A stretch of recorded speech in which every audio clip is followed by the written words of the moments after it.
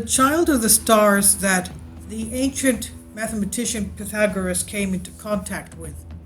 An ancient Greek having contact with extraterrestrials. Greece, 6th century BC, one day, Nisarchos, the father of the philosopher and mathematician Pythagoras, we know him from trigonometry, was returning home when on his way he met an infant alone who gave the impression of being abandoned. He was lying under a large tufted poplar tree. Nisarchos was surprised by what he saw in front of him, so he stood and stared at the child, so that he was lying on his back staring at the sun high in the sky with his eyelids flickering. He even had a small and thin rod in his mouth like a lumen. Pythagoras' father did not hide his admiration, as if he saw him feeding with the dewdrops dripping from the poplar. He then took the child with him, believing that his birth was in some way divine, and he named this child Astreos, meaning coming from the stars. According to the History Channel, Jonathan Young, psychologist and founder-curator of the Joseph Campbell Archives, the name of the child who was fed by the dewdrops as Astreos literally means star child. Another term used is star children and star seeds. Essentially, here we have an early example of, quote, a magic child, end quote. Kindly support my Patreon account since YouTube has again demonetized my YouTube channel. The daily posts are 5 videos daily, and they are totally different from what I have on my YouTube channel. Thank you so much for your support and that you find all my content so interesting. You'll find the Patreon account details in the description box below. Now, according to the life of Pythagoras, from Porphyrius, Nisarchos adopted a child. He raised it with Pythagoras and his 2 brothers, so he became a member of their family. As recorded by Antonius Diogenes, Nisarchos, that is Pythagoras' father, gave the child to Pythagoras as an assistant and apprentice.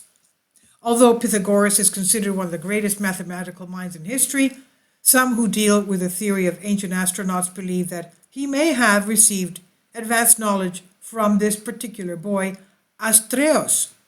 It's believed that Astreos was sent to Earth to teach or inspire Pythagoras, so somehow the mathematical concepts he introduced became fundamental in the ancient world to this day.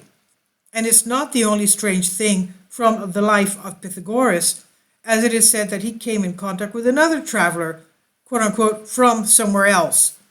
So here, if we take all this as a serious story and not just as a myth, that is parable, fable, because myth in Greek means truth. Paramyth means fable. Now, if we take the story as being some kind of a fable, in combination with the theory of the ancient astronauts, we have a strange narrative about an infant named Astropod, a star child, whose birth is really a mystery, and that growing up he developed and manifested the knowledge that he had inside and passed it on to Pythagoras. If we accept this version, then Astreos, the star child, perhaps one of the first extraterrestrial children, a child of the stars, was sent to planet Earth. Could this strange child have taught one of the greatest minds of the ancient world, Pythagoras? And given the stories of the ancient Greeks in general, which describe powerful beings descending from heaven, and it's not just the ancient Greeks that have stories like this, it's people from all over the world. So is it possible, as researchers in the theory of ancient astronauts suggest, that Astreos, the star child, was a descendant of the quote-unquote gods, partly human and partly divine? Many ancient civilizations, including ancient Greeks and the ancient Egyptians, as well as many others, describe how some children were born of humans, but with the help of gods. How likely is it that these children, or starlings, will be a new race of people, as many believe? As is Astreus, the star child, really the story, really an early narration of a star child? And if there were other such children here on Earth throughout our history, what is the source of their superior intelligence and inexplicable abilities?